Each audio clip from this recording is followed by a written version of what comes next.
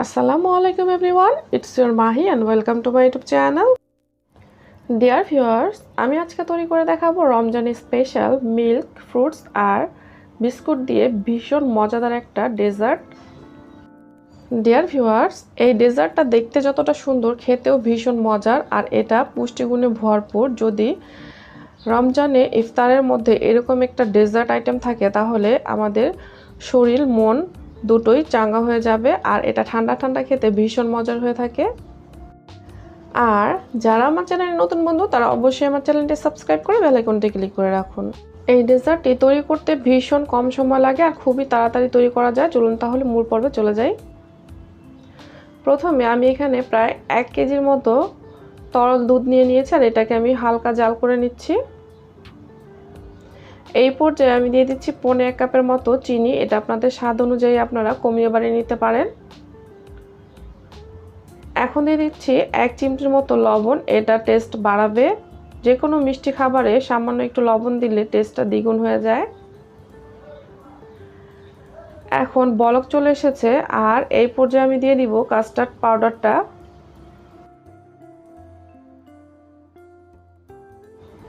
এখানে আমি 6 চামচের মতো কাস্টার্ড পাউডার একটু পানিতে গুলে নিয়েছি। এখন এর মধ্যে আমি দিয়ে দিচ্ছি। দুধের সাথে মেশানোর সময় হালকা হালকা করে ঢালতে হবে আর নাড়তে হবে। খুব ভালো করে আমি দুধের সাথে কাস্টার্ড মিশ্রণটা মিশিয়ে নিচ্ছি।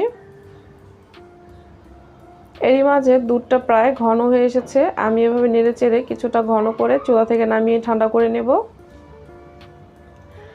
এখানে আমি কিছু বিস্কুট নিয়ে নিয়েছি আর এগুলোকে আমি গুঁড়ো করে নিয়েছি।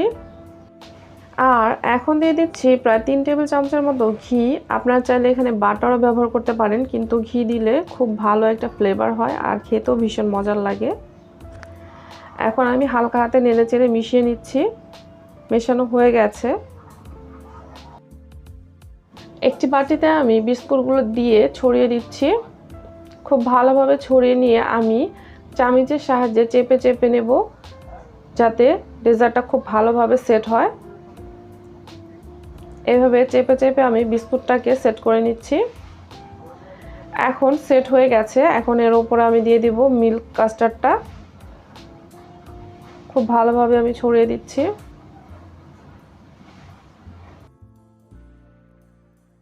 কাস্টার্ড মিল্ক দেওয়ার পর এর উপর দিয়ে দিচ্ছি আমি কিছুটা ফ্রুটস আর দিয়ে দিচ্ছি উপরে আমি সেই বিস্কুটের গুঁড়াটা আবারও ছড়িয়ে দিচ্ছি।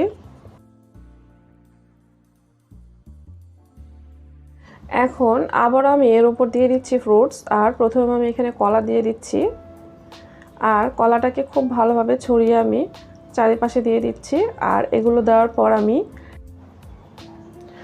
এখন দিয়ে দিচ্ছি আঙুরগুলো। খুব ভালোভাবে আমি ছড়িয়ে দিচ্ছি আর এর উপর দিয়ে দিচ্ছি আমি কিছুটা আপেল কুচি আর এগুলো আমি খুব ভালোভাবে উপরে ছড়িয়ে দিচ্ছি।